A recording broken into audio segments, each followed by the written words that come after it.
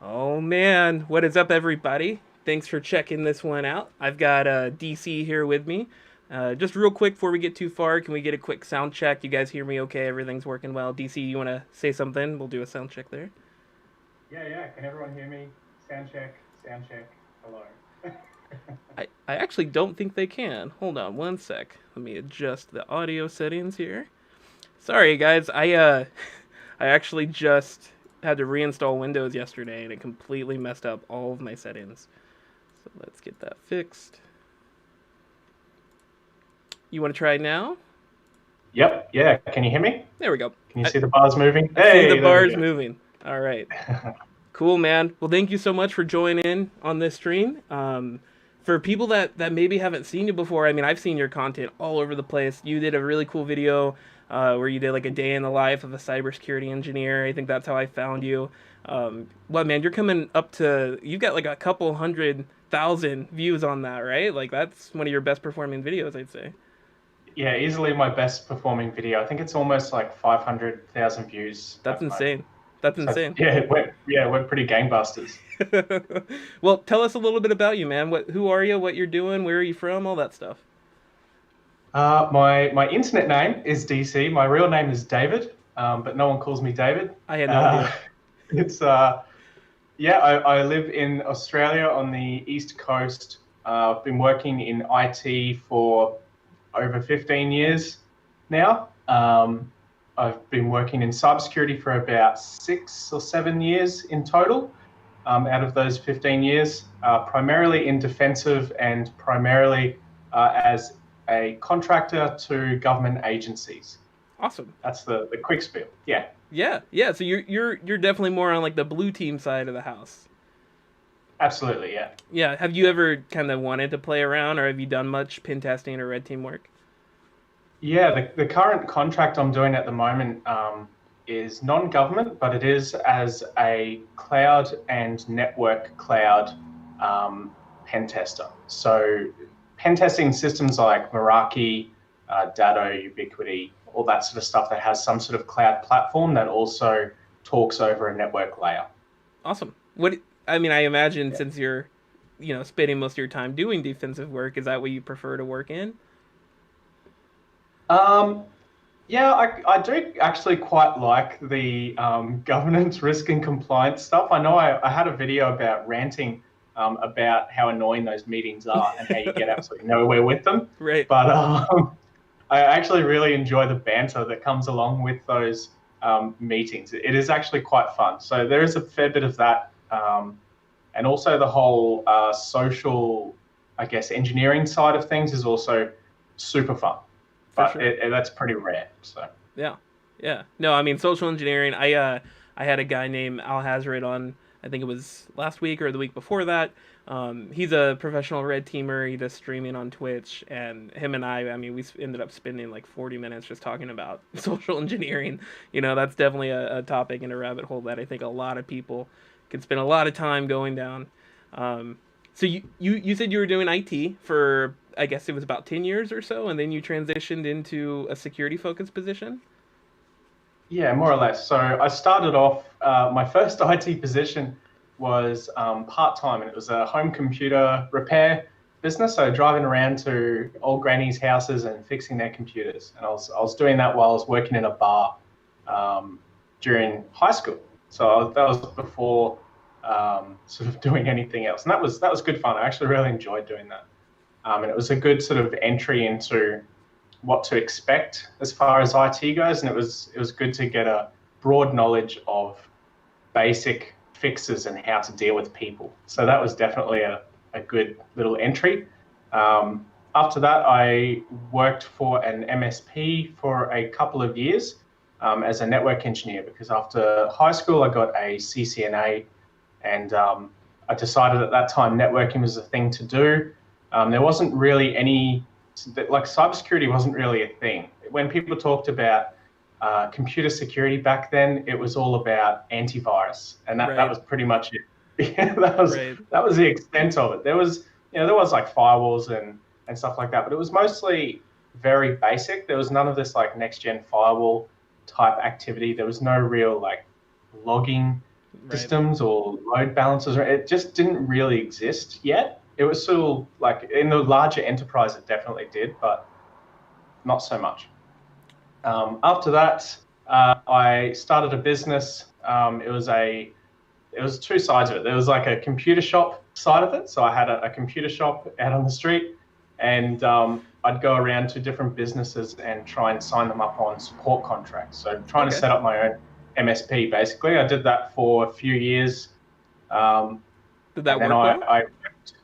yeah, it was okay. Yeah, I ended up selling the business and did pretty well out of that. So that was it was actually better, not so much for the money, but more for the experience, because I Yeah. was able to pick up so much experience with different business sizes and technologies that I couldn't get access to as part of when I was working at that MSP before that. So yeah, I just sort of wanted to try it out, but I figured in the end it was just too much trouble to try and grow an MSP in a ever expanding MSP market, especially Yeah. where I was. There was so many MSPs, It's brutal. and if you weren't throwing loads of money into Google AdWords, it just wasn't going to be worthwhile. So I was like, yeah, I'll get out of this. I'll sell my clients to another MSP. I'll join some other place. And that's exactly what I did. So after that, I went to a government agency, and I worked there as a network security engineer. And it was initially a 6-month project to set up their new firewalls and also some VoIP stuff as well. I don't know how that fell under the network security role, but yeah, they had a whole VoIP system that they wanted set up as well. So I did that, and yeah, that was pretty fun. I quite enjoyed that role. It ended up going for a lot longer than 6 months. I was there for about 18 months Well, in the end. They just kept throwing random projects at me because I had all that MSP experience before. They're like, "Oh, do you want to be part of the desktop rollout? right. And we're Right. going to redesign our entire AD, and oh, now we're going to move AD to Azure AD. How's your Office 365?" And I was like, "Oh God, here we go." So it just sort of trickled and trickled and trickled. But while I was there, the good thing about that job is they were paying for any certifications that I wanted to do. That's awesome. So I took advantage of that and did a checkpoint certification, a Palo Alto certification, my OSCP, the Nice. Security Plus. I rolled them all in. So if anyone's ever looked at my LinkedIn and you realize 2017 was a massive year, um, it's because I was just rolling through these certifications while doing fairly easy tasks. So I was just sort of banking up all of the certifications that I could while working in a very loosely related cybersecurity role. Nice, dude. Uh, yeah, after that, I went to another government agency in the defense, I guess, industry, and worked there for quite a while. So basically up until like last year. And yeah, that's pretty much where I'm at now. That's So cool. now I've finished doing that. I've finished that job was a contract itself. I've continued contracting through my own business and trying to grow my own business as well. So yeah, that's pretty much it. That's awesome, man. I really like to hear, people that have that entrepreneurial like mindset, and it seems like you've tried starting businesses before, were successful, sold it, and it sounds like that's still a vision of yours as you move throughout your career. And I think there's a lot of opportunity for that in this space in cybersecurity, in IT for sure, but even in cybersecurity. I know personally, as a red teamer slash pin tester, there's lots of opportunities to be like a subcontractor. They're like, hey, we've got this engagement coming up. We need someone to perform the work. And I've been able to get some side money doing that. And if you get enough of those lined up, might be able to turn it into a thing where you can quit your job and start your own company where either you find and make those sales yourself to have direct engagements with customers, or you just work as a subcontractor for other people. Do you Yeah, see a lot of that's that? Do you see a lot of opportunities for that in the Oh blue yeah, side? absolutely, yeah. And a lot of the time, it comes down to um, how you're able to articulate what the problem is and how that problem is going to be fixed. Yeah. So if you're able to get that message across fairly clearly, people will keep coming back to you because they like your down to earth approach. But what they really mean is they just don't want the full technical jargon. They just Right. want something simple to try and understand. So yeah, I find that usually helps if you're looking to grow a business yourself on the side. What type of blue team work do you think is good? Like, could you see like incident response, being like a good thing that people will outsource possibly and hire you on? From what I've seen, is mostly on the side of automation, actually. So trying to automate as much of a SOC as possible because they want to bring down the cost of uh, hiring multiple security analysts. So, any automation that can help reduce viewing logs or trawling through logs, or business process improvement, all of that sort of stuff. I block out just for my own time 3 full days a week to help with different automations at different companies, and it's just something that is super easy to set up. And it's not even just so much like a SOC or blue team type thing. You can also integrate that into like HR tasks, like offboarding staff, and then linking that in with something that's, part of the blue team environment, like reporting on security threats or what was backed up, or giving them all of that extra information that maybe they needed or didn't know they needed access to before. Um, yeah, Yeah, so nice. I guess, yeah, automation is probably the biggest one that gets outsourced that I've seen anyway. Would you say then having skills like programming skills would be kind of vital to a blue team role long term? Um, Vital, yes, but not like super experience. So having like years and years of programming experience or knowing every language under the sun, Right. um, absolutely not. No. Cool. Cool. Yeah, I worked at an MSP for about 4 years, and I remember, it was brutal. Just staying relevant, trying to. Baptism by fire. Yeah. It's super competitive, and it wasn't my company, but I was like the right hand guy. I led the technical services division underneath the owner, so I was very much involved in like sales and marketing efforts, and I got to see a lot of that. And you weren't kidding when you said it's just about who spends more money in Google AdWords, really, to get those deals. Um, but yeah, I mean, I agree. When I was doing that work, a lot of automation was key because we didn't really necessarily want to hire more people to come in and do stuff, but at the same time, a lot of stuff needed to be done. So, if we could write a PowerShell script that would create users for us and document those users and have all that in a streamlined process and offboarding and all of that, then it was really helpful. Um, Yeah.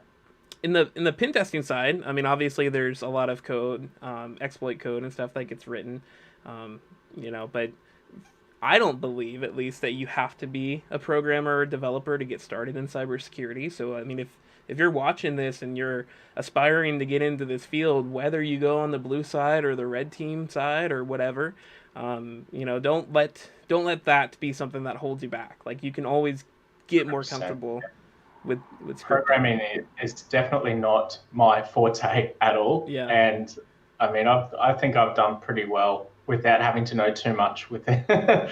So yeah, it's just not. The more you know, the better. At the same time, but it's not entirely necessary, as far as I'm aware, anyway. Yeah. Well, cool, man. To shift gears a little bit, kind of related to the same stuff. What's like the cool part of your job? Because when you talk about pin testing and red teaming, it sounds sexy because you get to hack into companies and break into buildings and stuff. But there's a lot of really fun stuff. I've got buddies who work like on incident response teams, and they say that's some of the most thrilling work that they've ever done. Like when they're in the middle of an incident, it's like this is really fun. Do you have any cool stories that you could share? Yeah, there is one particular story which it started off as a rant when I originally told this story, but in the end it does kind of turn out to be a pretty fun story. So it was about 5 a.m. I wasn't even meant to be on incident response, but it was one of my clients. So I had to, and this was working for a pen testing company as a contractor. So they called me up at about 5 a.m. in the morning, and I was extremely tired. They're like, these guys are getting hacked right now. They have been since last night. Wow. We've got alerts going off everywhere. You need to go and sort this out. And I was like, okay, I'll go over there. So they actually wanted me to go into the business, like physically. I was like, this is old school. I mean, what am I doing here? It's 5 a.m. in the morning. I'm half asleep. So anyway, I bought all my kit with me. I had this massive bag full of, Raspberry Pis and shit. And I was sitting there and I'm looking at the traffic coming in, and it was absolutely getting hammered. I was like, this is like that moment in the Matrix where Neo looks at the screen and there's just, Right. I was like, this is insane. I'm like, holy crap. Okay, I actually need to do something. So the first thing I did was threw in a Pi hole. So I didn't have a Pi hole set up, so I had to download it, get it very basically set up, and then intercept the network. Before that, I disconnected all of their connections just to block all of the traffic coming through. So I put in the Pi hole, had a look at what was going on. It was helping to do what it does, which is to sync all of those DNS requests. And we were able to sort of get that information. And then I gave it back to the pen test team because I was still trying to fix everything else that was going on in that company at that time. So I gave that to the pen test team. They investigated further. They ended up blocking a whole bunch of IPs. And I think that ended up going to a court case because it was actually a competitor of that business and it was coming straight from their IP. So I don't know if it was actually them doing it or if they had just been compromised as well to look like it was them doing something. So I don't know how that all turned out, but it was still kind of fun. So I was sitting there at like 5, 6 a.m. in the morning, full Matrix, and it was awesome. Yeah, I was sitting. I'm like, this is amazing. This is fun. That was a good one. I think it's really important to hear that, because you go to DEF CON or you talk to other people, and especially if they're in pen testing, and they tell you about all the fun that they have with social engineering or whatever, but I think statistically, like 90, I could be making these numbers up, but I would say like 90% of the cybersecurity jobs are on the defensive side. The offensive side of security is not nearly as large. Most of them are defensive. Yeah. Yeah. So, and that's actually a really interesting topic because a lot of people want to become a pen tester, but they don't know that pen testers can also work on blue teams. Right. So it's not just like if you're a pen tester, you're a red team. There's so much more to pen testing, and blue team as a side, and blue team is definitely the bigger side of cybersecurity. There is far more work in blue team than there is in the red team side. For sure. 100%. Yeah. I mean, I started when I was working as a consultant for pen testing. It's like all I do is eat, breathe, and pen testing is my life and my coworkers' life and everybody, right? Like we talk to companies, we fuck them up, and then we give them a report and we never hear from them again. Maybe a year later they'll come back. But it's very much different because now I've shifted to where I'm part of an internal, security team. And I'm the only, well, actually we just hired another one. So 2 out of the 10 people that work on our team are pen testers, and the other 8 are not. They're very much doing compliance or SOC analyst type roles. And to be honest with you, the amount of vulnerabilities that I'm finding as a pen tester, like the company just can't necessarily even keep up with it. They don't necessarily have the resources to say, okay, I'm going to go fix all these problems that they found. So it doesn't make sense for them to hire more pen testers, right? So yeah, I think that's a really good point. So to help inspire people to still get in this field, even if you want to be a hacker or not, like we need cybersecurity defensive people, and it's just as exciting in different ways. Absolutely. What kind of drove you to this, path? I mean, obviously you always had a thing for IT. What made that shift to security? Initially, I was at a roadblock where I either moved upwards within network engineering, sideways, or maybe even downwards towards sysadmin work, or tried to get into like mid-level management, but then cybersecurity was just starting at that point to become a thing. And I looked at it and it seemed like a really good option for me because it was a little bit of everything. So there's aspects of sysadmin work in there. There's lots of networking. There's a little bit of management depending on which way you go. And it just seemed like I didn't have to think about these three options of like sysadmin, networking, or mid-tier management. I could do all of them in one job. I was like, this is great. I'm like, that's a good option. I'll definitely do that. Why not? Yeah. So yeah, it seemed like that. And also the money at the time was, it was really, really good at the time. So it was almost like a no-brainer for me, to be honest. That's awesome. Did you ever feel like the passion for it? Was that something that kind of, because for me, to share a little bit about that, when I was 14 years old, like I knew from the beginning, like this is what I wanted to do. Like I wanted to get into pen testing, and I think I was lucky. I don't know if everyone else has that epiphany as a teenager. Is that what your path kind of looked like, or did it just kind of happen? Sort of. When I was younger, I either wanted to be a rock star or to be something in IT, and I didn't know which one to do. So I ended up listening to my parents and doing IT in the end, and not becoming a rock star, unfortunately. But, missed opportunity there.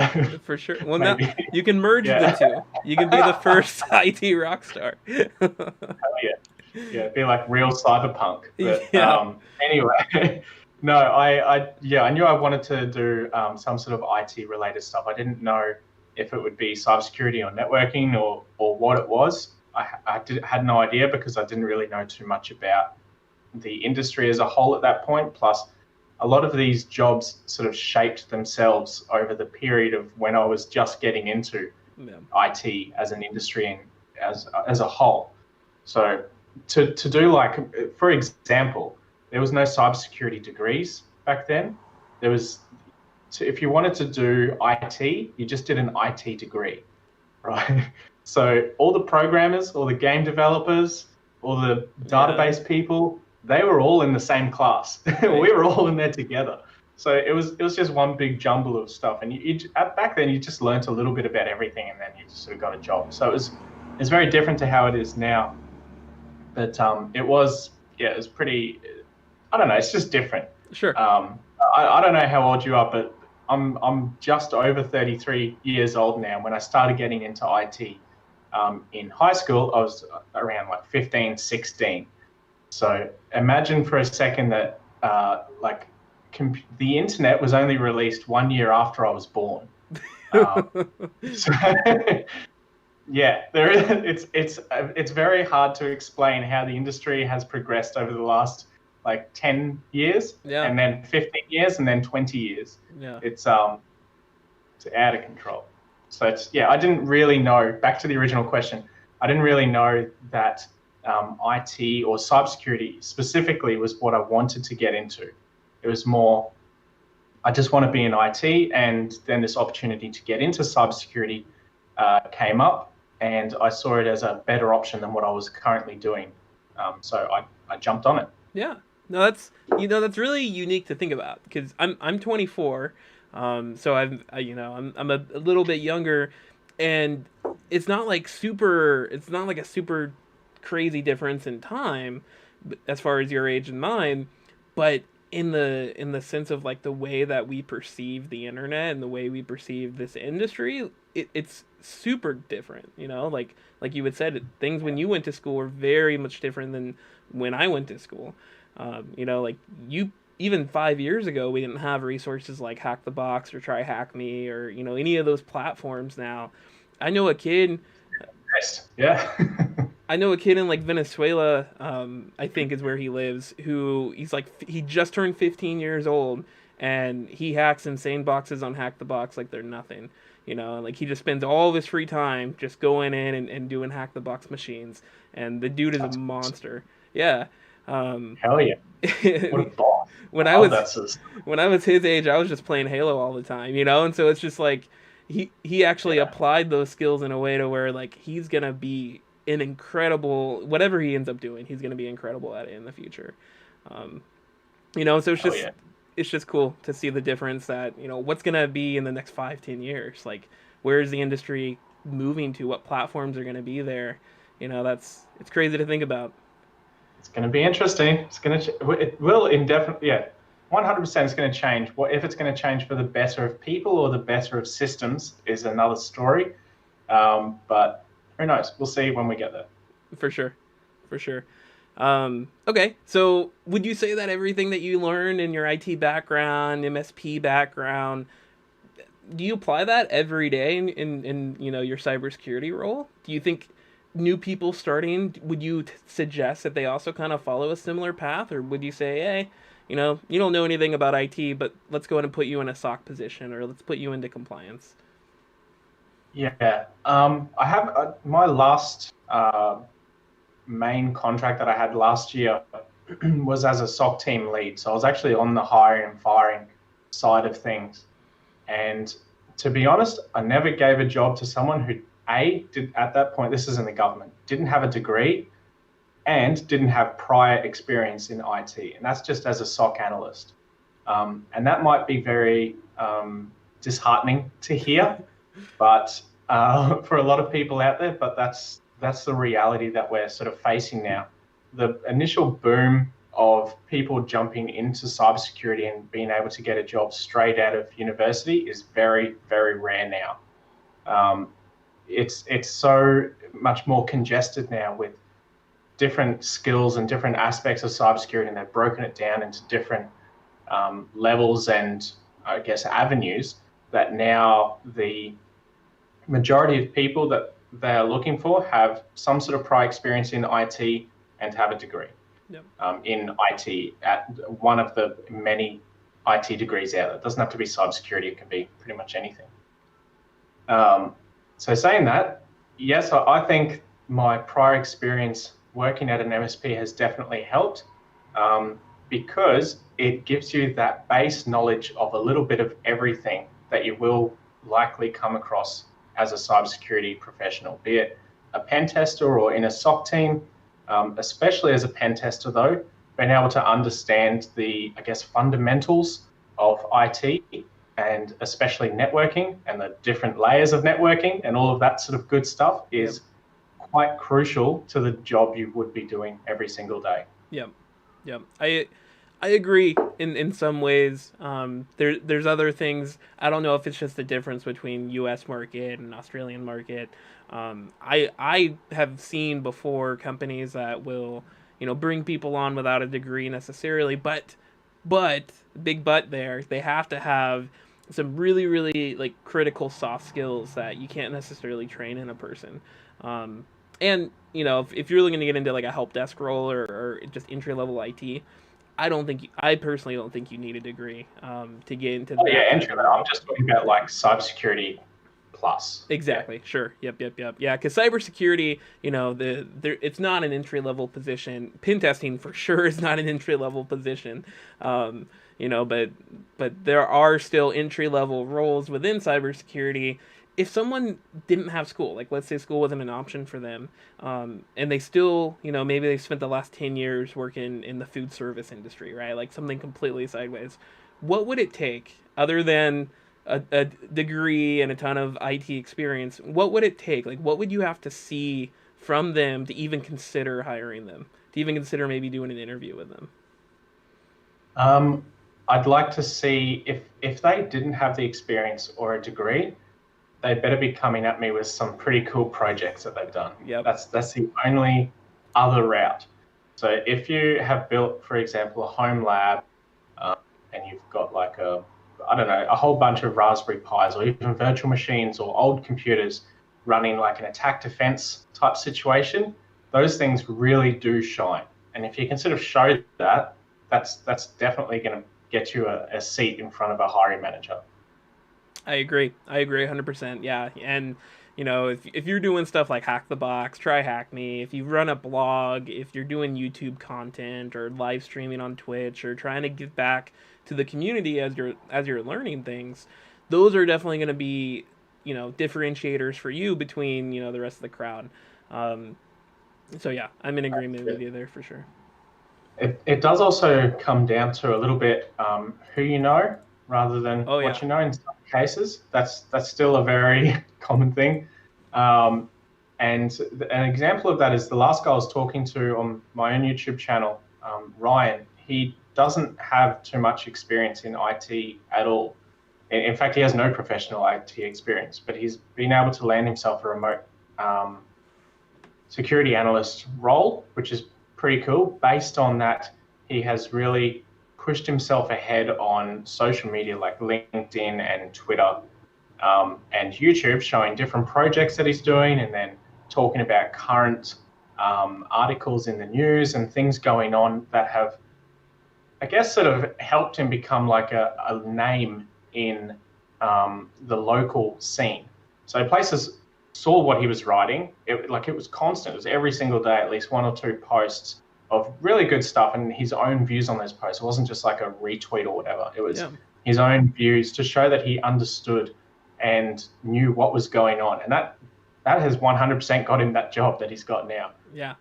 Which is really good to see because he doesn't have any certifications and he doesn't have any experience. He doesn't have a degree in IT. He's literally going against the grain 100%. He's just got a job completely out of networking, which is Yep. awesome. Yep. I I'm in agreement 100%. Networking is probably the most critical thing. Putting yourself out there and just being in the right place at the right time. There's a lot of luck to that, but it's also you're never going to be in the right place at the right time if you're not even going to places to begin with. So what are maybe some places you'd suggest to somebody? Like how do they network properly? How do they even start talking to people in the field? LinkedIn is a bit of a beast of a, I guess, system. It's good and it's bad at the same time. It's good in the way that it's kind of like a job search engine with your resume built in. So Yeah. LinkedIn is definitely my go-to for networking and talking with people. The other way is depending on how COVID restrictions are, going to different like meetup groups and like physical networking events used to be a very good way to get around these sort of things as well. I don't know about what the restrictions are in every single area of the world, but where I am, there's no restriction on meetups or anything like that. You can go out to Yep. a pub and I'm meet with people, which is kind of cool. I'm very Um, envious of that.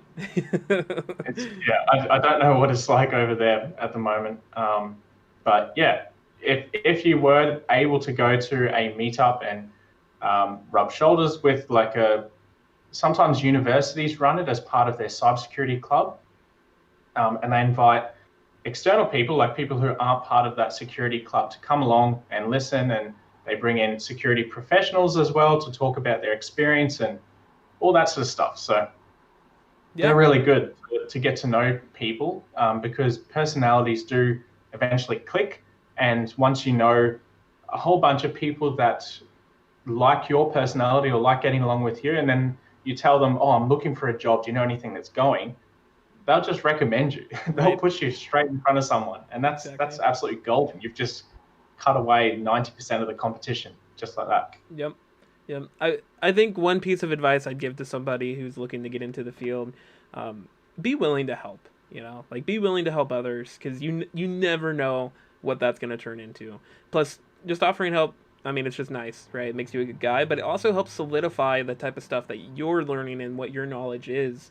If you have to explain it and teach it to somebody, you can't do that if you don't understand it well yourself. And I had, I still don't hold any certifications. I just have a 2-year degree in cybersecurity. I failed my OSCP 3 times. I'm going for my, I felt once. yeah, Yeah. yeah, I'm going for my fourth attempt here in a month. So hoping for the best there. Nice. Yeah, Good but luck, man. because of the OSCP journey, I've met and talked with and networked with so many people, and that's how I got into pen testing to begin with. I was on Reddit helping someone. I was answering a question in the OSCP subreddit, and someone had posted, "Hey, we're looking for an intern." And because I was there, I was right place at the right time, and I got that gig, and it just completely accelerated everything for me. Um, Yeah.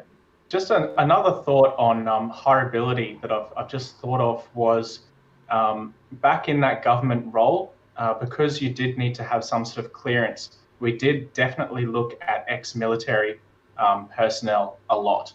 So any of those people, because we don't have to pay essentially for their clearance, that's like a $30,000 saving for the company. So it's well worth it to look for people who are ex-military. So, and they also have a lot of ex-military people have the right sort of mindset to get into cybersecurity. They already know that process and structure is a very big part of the job.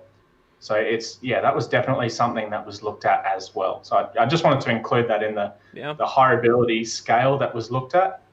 Even if they didn't have like a degree or experience in IT, those sort of skills can be taught. But having that right mindset is also a massive part of it. So just want to touch on that one as well. For sure. No, that's a good point. I mean, I think, if you just look at the community, there's a lot of military people that are in this field, and for good reason, for sure. I've got quite a few questions in the chat that I might just kind of throw at you and address here if you want to do that. Yeah, man. So I'm just kind of going from the top. We've got some people here that are saying what's up. Someone said the other stream is down. That would explain why I don't have any viewers over there. So that's cool with me. I'll figure out what's going on with that a little bit later. Sid says, "Hey DC." Robert, what's up, Sid? Is he a regular viewer of yours? Yeah, he's my boy. What's up, Sid? Thanks for coming to check this out. Robert asks, is there an equivalent of the OSCP for the blue team? That's a good question. Some of the EJPT stuff is kind of good for blue team. But most, sort of. But I would say most blue team jobs are looking for something more like a CompTIA Security Plus. Yeah. That's probably the most blue teamy cert out there. Cool. It's pretty. Yeah. Yeah, that's a good point. And I would say too, OSCP is 100% overkill for someone going after a blue team position. I think if you do the OSCP, it'll help you be a better blue teamer, 100%. If you can put yourself in that attacker mindset and you could think about, okay, well, these are how attacks are performed. But if you're looking to get into a blue team role, I don't think OSCP is a necessity. Going for something like Security Plus is definitely going to be much easier to get your foot in the door. Sec Plus, I think, still holds a lot of weight as far as, like, you see that on a resume and then you kind of automatically know, okay, they've got a good baseline as far as what best practices are for security. Andrew's asking, degree or no degree? Oh, hold on, he's making a comment here. He's saying that's not the point. You're overlooking a wide range of people. You're sometimes better off recruiting someone and training them in-house or college. What do you think to that? So he's saying, whether or not you have a degree, that shouldn't be a qualifier. I completely agree. The problem with that is that it has to hit a HR manager first, and HR are the most brutal people in the world. Yeah. They will literally just filter out based on keywords and certifications, degree or no degree. They will just cut you out before it even comes across someone like me. Unless you network and you're in the right place at the right time. Exactly. And they'll say, I don't know if they're a right fit for this job because they don't have X experience or X, and you're like, I don't care about it. Just let me sit down in front of this person because they've been recommended by someone I trust. Exactly. And I go, oh, okay, fine, yeah, right. Exactly. So, don't think I'm the bad guy here, not hiring people. It's not up to me. It's up to HR first, in most cases, to get those people across to me. Yeah. Yep, that makes sense. Chad says he has 11 Raspberry Pis. What do you do with 11 Raspberry Pis? Botnet? yeah, your own botnet that you control. I mean, you can have like Firewall 1, Firewall 2, Pi-hole, blue team, red team lab attack against each other. That'd be kind of cool. Yeah. Maybe like a magic mirror. I'm up to 7. It depends how many you use in that attack defense lab. What else could you do? You gotta have something controlling like cool, crazy lights, that go on. Yeah, yep. Like a bridge type thing for your lights and stuff. Yep. So that's 8. Thing. That's 8. Oh God. Yeah. I don't know. Whatever you want, really.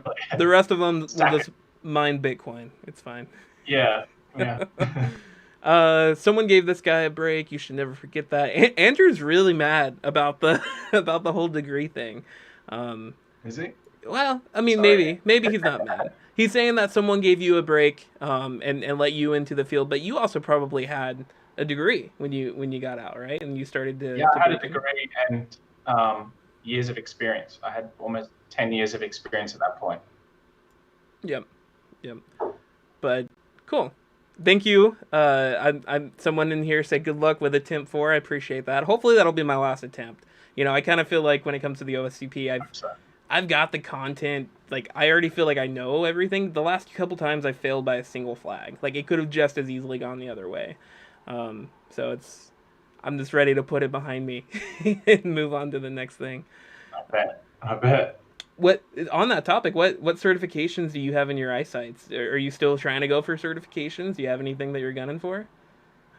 Not really, no. I'm pretty done with certifications, to be honest. I had a look at renewing a whole bunch, but no, I don't really feel like it's necessary for me at the moment. My most crucial thing I need to do at the moment is to renew my clearances, so I can continue working. So if I need to do something to renew those clearances, then I will do those certifications. But Sure. otherwise, maybe not. Yep. Is CompTIA CYSA getting more recognition? Have you heard of that one? Is the what? Sorry. The CompTIA CYSA, CISA, the Oh yeah, CISA Plus. yeah, yeah. Um, does it get more recognition than I think what? he's just asking if it's like picking up speed. Like, is it starting to be Oh, more okay. recognized in HR? Yeah, pretty much all the CompTIA ones are fairly well recognized these days. Um, so yeah, it's definitely gained more traction over the last like year than it had in previous years. It was fairly unknown at that point. Yeah. It's something good to do after you do your Security Plus for sure. Yep. Yeah, I think CompTIA they've definitely gotten to the point. I mean, they've been at this level for a while where they're like the known people to go to for IT certifications. Like they're kind of established as like that type of brand. I think they're definitely going to continue to release new stuff, and I think offensive security, if you're looking into like the pen testing space, is better to go pursue. But if you're looking just in general IT, or to really get into the industry, I can't think of anything that's more bang for your buck than CompTIA. Yeah, I agree. They also like package everything together, so you can do like get tokens for the Security Plus, CYSA Plus, and maybe like the Pen Test Plus, and tie them all in together with something like a CCNA, and that's a lot of certification to get, and yeah, it's just a lot. It's a lot of information, but it's pretty good. Yeah, yeah, for If sure. that came across, yeah, if that came across someone in HR, they'd be blown away. They'd fall off their chair. Yeah. So I think we're caught up on the chat, which is awesome. I don't know how much time you've got. I don't want to take up too much of your time, but I do want to touch a little bit on content creation, right? Because like that's obviously something that I am passionate about. That's why we're doing this stream here. What made you Yep. want to get into that? Why did you start getting into that space? Um, it was kind of it's an interesting story actually. It was a bit of a backflip on being allowed to do stuff again. So the job I was doing um, just before I made that first video was had a fairly high level of clearance on it, and being able to do anything on social media or anything like that was not allowed at that point. So I was out of that job. I was allowed to talk about experiences without getting into detail. I went over with their offboarding person what I can talk about, what I can't talk about, sitting down with their HR person. And yeah, I just, it was kind of like a backflip on not being allowed to talk about anything to then being allowed to make content on whatever I really wanted without getting into too much detail. So if you do go back to like my first video, I'm sitting in a park and I'm like looking around. I'm like really sus. It's the funniest video. Every now and then I look back and I'm like, what was wrong with me? What?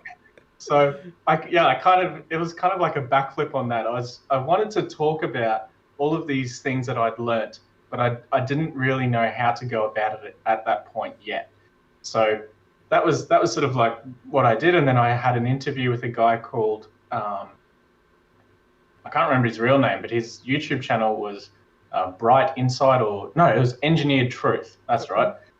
And yeah, I had a chat with him, and he asked me about security stuff, and I was trying to answer without answering, and it wasn't really working.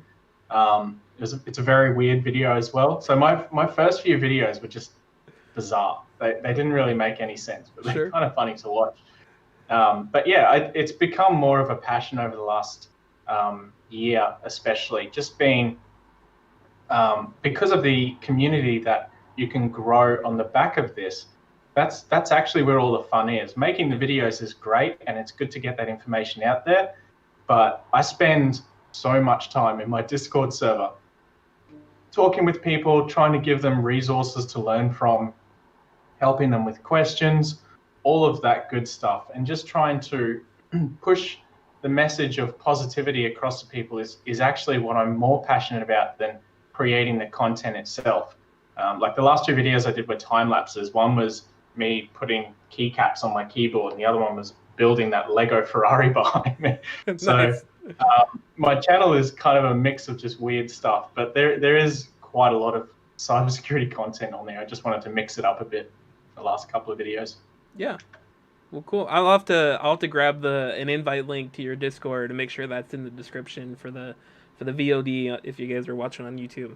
Um, but yeah, that I agree. You know, the community that you get to build as you start to develop your own channel, and seeing people, even like I've already, in the short amount of time that I've been doing this, I've got to make friends that, you know, were viewers in the very early days of my channel, and then here, you know, 4 months later, 5 months later, I've been able to see like how much they've progressed in their skill set, you know, and how much they've learned. And so that's really aspiring, um, to think that I might be a part of that journey, you know, and be part of the reason why they got to where they're going. Um, so yeah, yeah, definitely. The people, I think, is the number one factor for everything that we do in cybersecurity. Like if we're not protecting companies, and if we're not actually helping anybody, what's the point? You know? That's it. That's literally exactly what it's all about. Yep. Yep. Protecting. Yeah. So, Even pen test positions are, about protecting. In the long yeah. run, it might be about breaking in, but it's the end goal is so that they can improve their system to be better protected. So Exactly. Exactly. You know, it's finding a loophole to where you can have more fun doing. You know, it's you can have more fun helping people with the mindset of I'm actually destroying your life, but you're not. You know, because you're ethical and you know the boundaries and you're sticking to those boundaries. Um, that's it. but you get to still kind of scratch that devious part of your mind that every human, I think, is born with. So,